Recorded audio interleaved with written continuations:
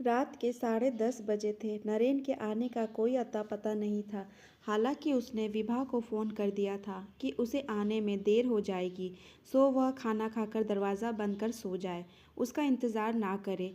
चाबी उसके पास है ही, वह आकर दरवाज़ा खोलकर जो कुछ खाने को रखा है खाकर सो जाएगा। यह जानते हुए भी विभा नरेन के आने के इंतज़ार में करवटें बदल रही थी। वह देखना चाहती थी कि आकर उसके आने में कितनी देर लगती है, जबकि बेटी अंशिता सो चुकी थी। समय काटने के लिए विभा ने रेडियो पर पुराने गाने लगा दिए थे, जिन्हें सुनते सुनते उसे कब नींद आ गई पता ही नहीं चला। एकाएक विभा की नींद टूटी। उसने चालू रेडियो को बंद करना चाहा कि उस गाने को सुनकर उसके हाथ रेडियो बंद करते करते रुक गए। गाने के बोल थे, अपने जीवन की उलझन को कैसे मैं सुलझाऊं, बीच भंवर में नाव है मेरी कैसे प्यार लगाऊं। गाने ने जैसे ही मन की बात कह दी, गाने जैसी खींचातानी उसकी ज़िंदगी में भी हो रही थी। कोई काम धाम नहीं है, यह सब बहानेबाजी है, विभा ने मन ही मन कहा। दरअसल नरेन उस रेखा के चक्कर में है जिससे वह उससे एक बार मिलवा भी चुका था। विभा से वह घड़ी आज भी भुलाए नहीं भूलती। कितना जोश में आकर उसने परिचय कराया था, इनसे मिलो विभा, ये मेरे ऑफिस में ही है, हमारे साथ काम करने वाली रेखा, बहुत अच्छा स्वभाव है इनका। और रेखा, ये है मेरी पत्नी विभा। विभा को शक हो गया था, एक पराई औरत के प्रति ऐसा खिंचाव, और तो और बाद में वह उसे छोड़ने भी गया था। चाहता तो किसी बस में बिठाकर विदा भी कर सकता था, पर नहीं। गाना खत्म हुआ तो विभा ने रेडियो बंद कर दिया और सोने की कोशिश करने लगी। आखिरकार नींद लग ही गई। पता नहीं कितना समय हुआ कि उसने अपने शरीर पर किसी का हाथ महसूस किया। उसे लग गया था यह नरेन ही है। उसने उसके हाथ को अपने पर से हटाया और नींदी में कहने लगी, सोने दो, नींद आ रही है। कहाँ थे इतनी देर से? समय से आना चाहिए ना। क्या करूँ डार्लिंग, कोशिश तो जल्दी आने की ही करता हूँ। नरेन ने विभा को अपनी ओर खींचते हुए कहा, आप रेखा से मिलकर आ रहे हैं ना? विभा ने अपने आप को छुड़ाते हुए ताना सा कसा। इतनी अच्छी है तो मुझसे शादी क्यों की? कर लेते उसी से। विभा, छोड़ो भी ना, यह भी कोई समय है ऐसी बातों का। आज अच्छा मूड है, आओ ना। तुम्हारा तो अच्छा मूड है, पर मेरा तो मूड नहीं है ना। चलो सो जाओ प्लीज़। विभा दूसरी ओर मुंह करके सोने की कोशिश करने लगी। तुम पत्नियां भी ना कब समझोगी अपने पति को? नरेन ने निराश होकर कहा, पहले तुम मेरे हो जाओ, तुम्हारा ही तो हूँ बाबा, पिछले 15 सालों से तुम्हारा ही हूँ। विभा, मेरा यकीन मानो तो सच बताओ, इतनी देर तक उस रेखा के साथ ही थे ना? देखो, जब तक मैं उस कंपनी में था, उसके पास था, जब मैं वहाँ से जॉब छोड़कर अपनी खुद की कॉस्मेटिक की मार्केटिंग का काम कर रहा हूँ, तो अब वह यहाँ भी कहाँ से आ गई? मुझे तो यकीन नहीं होता। अच्छा बताओ कि तुमने नहीं कहा था कि अब जब मैं अपना काम कर रहा हूँ तब तो मैं समय से आ जाया करूँगा? तुम तो अब भी ऐसे ही आ रहे हो जैसे उसी कंपनी में काम करते हो। अपना काम है ना, सेट करने में समय तो लगता ही है। धीरे धीरे सब ठीक हो जाएगा। मेरी बात मानो, अब सब तुम्हारे हिसाब से चलने लगेगा। ठीक है, अच्छा अब तो मान जाओ। नहीं, बिल्कुल नहीं, मुझे तो बिल्कुल यकीन नहीं होता। तुम एक नंबर के झूठे हो। मैं कई बार तुम्हारा झूठ पकड़ चुकी हूँ, तो तुम नहीं मानोगी जब तक मुझे पक्का यकीन नहीं हो जाता। निशा ने कहा, तो तुम्हें यकीन कैसे होगा? बस सच बोलना शुरू कर दो और समय से घर आना शुरू कर दो। अच्छी बात है, कोशिश करता हूँ। रंग में भंग पड़ता देख नरेन ने अपने कदम पीछे खींच लेने में ही भलाई समझी। वह नहीं चाहता था कि बात आगे बढ़े। वह भी करवट बदलकर सोने की कोशिश करने लगा। विभा का शक नरेन के प्रति यूं ही नहीं था। दरअसल कुछ महीने पहले की बात है। वह और विभा बच्ची अंशिता के साथ शहर के एक बड़े गार्डन में घूमने गए थे, जहां वह रेखा के साथ भी घूमने जाता रहता था। वहां से वे अपने एक परिचित भेल वाले के यहाँ नाश्ता के लिए चले गए। भेल वाले ने सहज ही पूछ लिया था कि आज आपके साथ वे बॉबकट बालों वाली मैडम जी नहीं हैं। बस यह सुनते ही विभा के तन बदन में आग लग गई थी और घर लौटकर उसने नरेन की अच्छे से खबर ली थी। नरेन ने लाख सफाई दी, पर विभा नहीं मानी थी। जैसे तैसे आगे ना मिलने की कसम खाकर नरेन ने अपना पिंड छुड़ाया था। विभा की बातों में सच्चाई थी। इसलिए नरेन कमज़ोर पड़ता था। नरेन रेखा के चक्कर में इस कदर पड़ा था कि वह चाहकर भी खुद को रेखा से अलग नहीं कर पा रहा था। रेखा का खूबसूरत बदन और कटार जैसे तीखे नैन नरेन फिदा था उस पर। अब एक ही रास्ता था कि रेखा शादी कर ले और अपना घर बसा ले। पर एक तरह से रेखा यह जानते हुए कि नरेन शादीशुदा है, वह खुद को उसे सौंप चुकी थी। नरेन में उसे पता नहीं क्या नजर आता था, यहाँ तक कि जब विभा गांव में कुछ दिनों के लिए अपनी माँ के यहाँ जाती तो रेखा नरेन के यहाँ आ जाती और फिर दोनों मजे करते। पर विभा को किसी तरह इस बात की भनक लग गई थी, इसलिए उसने अब माँ के यहाँ जाना कम कर दिया था। विभा संबंधों की असलियत को समझ नहीं पा रही थी, क्योंकि जहाँ एक और वह माँ बनने के बाद नरेन से प्यार में कम दिलचस्पी लेती थी या लेती ही नहीं थी, वहीं दूसरी ओर नरेन अब भी विभा से पहले वाले प्यार की उम्मीद रखता था। उसकी तो इच्छा होती थी कि हर रात सुहाग रात हो, पर जब विभा से उसकी मांग पूरी नहीं होती तो वह रेखा की तरफ मुड़ जाता था।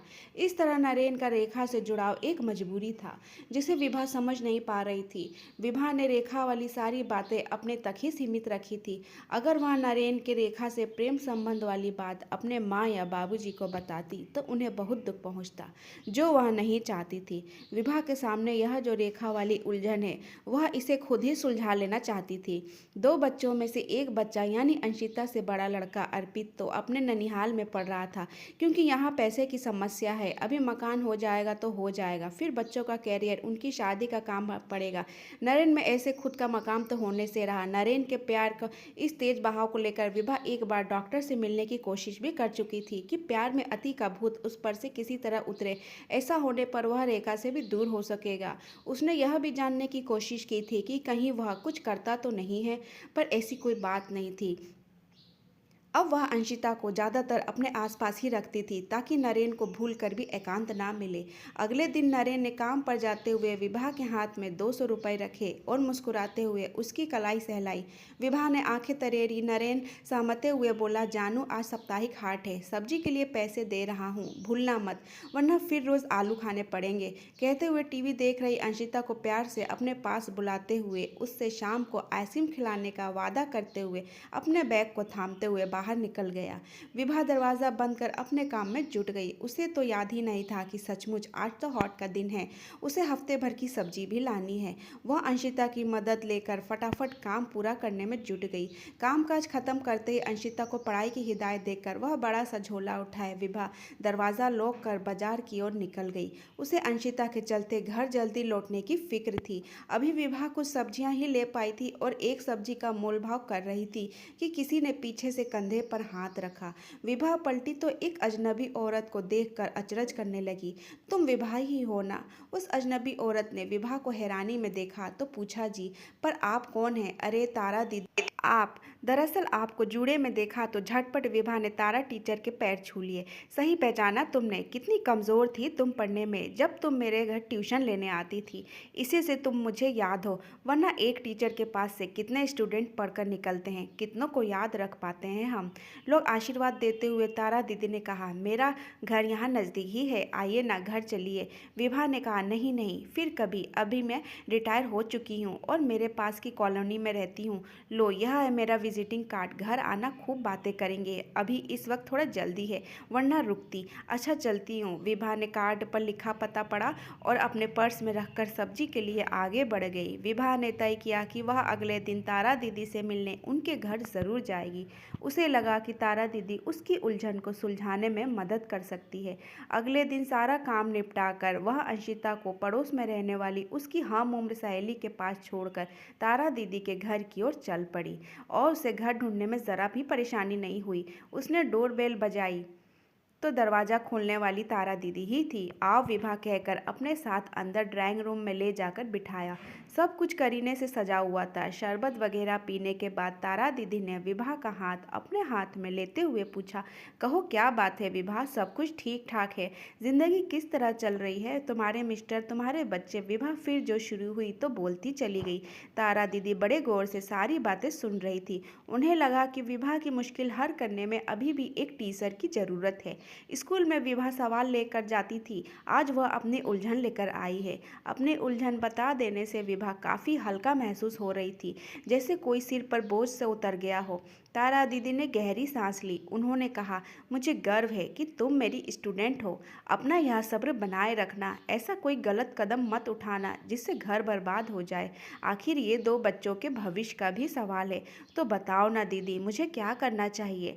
विभा ने पूछा। देखो विभा, समस्या होती तो छोटी है, केवल हमारी सोच उसे बड़ा बना देती है। एक तो तुम अपनी तरफ से किसी तरह से नरेन की अनदेखी मत करो, उसे सहयोग करो। आखिर तुम बीवी हो उसकी, अगर वह तुमसे प्यार चाहता है तो उसे दो। धीरे धीरे सब ठीक हो जाएगा। रहा सवाल रेखा का, तो इतना समझ लो, इस मामले में जो भी मुझसे हो सकेगा मैं करूँगी।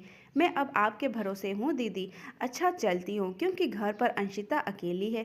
बिल्कुल जाओ, अपना फ़र्ज़, अपनी जिम्मेदारी ठीक से निभाओ। विभा अब ठीक थी। उसे लगा नरेन पर से अब रेखा का साया उठ जाएगा और उसकी ज़िंदगी में खुशहाली छा जाएगी। शाह तो जब नरेन घर लौटा तो उनके साथ एक साहब भी थे। नरेन ने विभा से उनका परिचय कराया और बताया, आज जब मैं एक बड़े मॉल में मार्केटिंग के काम से गया था तो एक शॉप पर इनसे मुलाकात हुई। दरअसल इनका बड़ोदरा में कॉस्मेटिक का कारोबार है और इन्हें वहाँ एक मैनेजर की सख्त ज़रूरत है।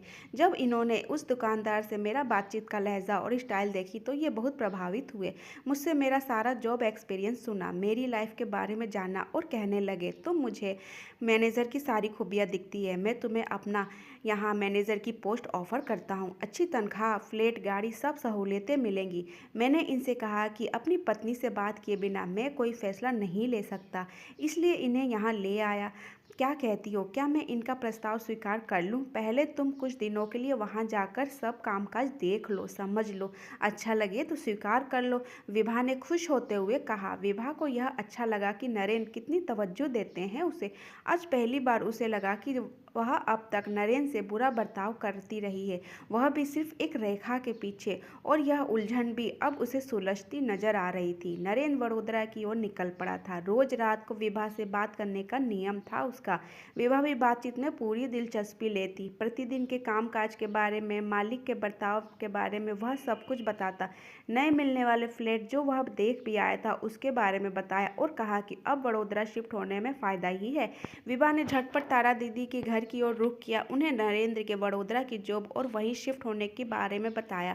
तारा दीदी के मुंह से निकला, तब तो तुम्हारी सारी उलझनें अपने आप ही सुलझ रही है विभा। जब तुम लोग शहर ही बदल रहे हो तो रेखा इतनी दूर तो वहाँ आने से रही। सब कुछ इतना जल्दी तय हुआ कि विभा का इस पहलू की ओर ध्यान ही नहीं गया। तारा दीदी की इस बात में दम था। एक तीर से 2 शिकार हो रहे थे। अब इसके पहले कि रेखा के पीछे नरेन का मन पलट जाए, उसने वडोदरा जाना ही सही समझा। रात को नरेन का फ़ोन आया तो उसने झटपट यह काम कर लेने को कहा। अभी छुट्टियां भी चल रही हैं, नए सेक्शन में बच्चों के एडमिशन में भी दिक्कत नहीं होगी। लगे हाथ अर्पित को भी माँ के यहाँ से बुला लिया जाएगा। अब वह उसके पास ही रहकर आगे की पढ़ाई लिखाई करेगा। आनन फानन यह काम कर लिया जाने लगा। पूरी गृहस्थी के साथ नरेन ने शिफ्ट कर लिया। विभा नए शहर में नया घर देखकर अवाक थी। ऐसे ही घर का तो उसने कभी सपना देखा था। दोनों बच्चों तो यह सब देखकर बहुत चौंक उठे। नरेन में शुरू में उदासी जरूर आई। विभा समझ गई थी कि ऐसा क्या है, पर उसने अब अपना प्यार नरेन पर उड़ेलना शुरू कर दिया था। एक शाम जब नरेन काम से घर लौटा तो बुझा बुझा सा था। यह कामकाज की वजह से नहीं हो सकता था। उसे कुछ खटका हुआ जिसे उसने जाहिर नहीं होने दिया। बालों में उंगलियां घुमाते हुए विभा ने बस इतना ही कहा, क्यों ना एकाएक कप कॉफ़ी हो जाए। नरेन ने हामी भरी। विभा कुछ सोचते हुए किचन में दाखिल हो गई। अगले ही दिन दोपहर में कामकाज से फुर्सत पाते ही उसने तारा दीदी को फ़ोन घुमा दिया। तब तारा दीदी ने उसे यह सूचना सुनाई कि रेखा की शादी हो गई है। सुनकर विभा उछल पड़ी। थैंक यू, बस इतना ही कह पाई विभा और फ़ोन बंद कर बिस्तर पर पिच गई। अब उसे नरेन के बुझे चेहरे की वजह भी समझ में आ गई थी, लेकिन अब सब कुछ ठीक भी हो गया था। गृहस्थी की गाड़ी बिना रुकावट एक बार फिर पटरी पर सरपट दौड़ने के लिए तैयार थी।